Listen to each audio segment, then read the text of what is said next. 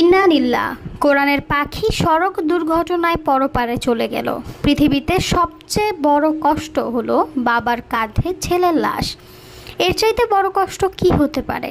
কে জানতো মোশাররফ নামের টাকার মেশিন এত দ্রুত সময় পরপারে চলে যাবে?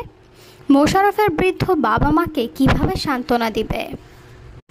না, তাদেরকে সান্ত্বনা দেওয়ার কোনো ভাষা নেই। এই পরিবারটি প্রতিষ্ঠিত করার জন্য মোশাররফের ছিল বিশাল অবদান।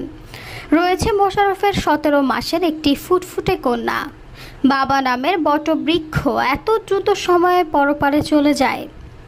দর্শক, আমরা বলছি চাঁদপুরের মতলব উপজেলার 4 নং নারায়ণপুর ইউনিয়নের চাপাতলি গ্রামের মোহাম্মদ শরবত আলী পাটোয়ারির ছেলে, কোরআনের হাফেজ বিশিষ্ট আলেম দিন মাওলানা মোশাররফ ওমানে সড়ক দুর্ঘটনায় ইন্তেকাল করেন।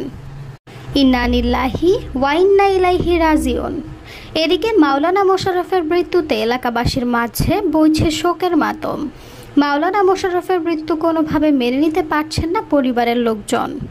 এদিকে মোশাররফের মৃত্যুর খবর শুনে দেশের বিভিন্ন অঞ্চল থেকে আলেম ওলামা, ছাত্র, শিক্ষক সহ হাজারো মানুষের সমাগম।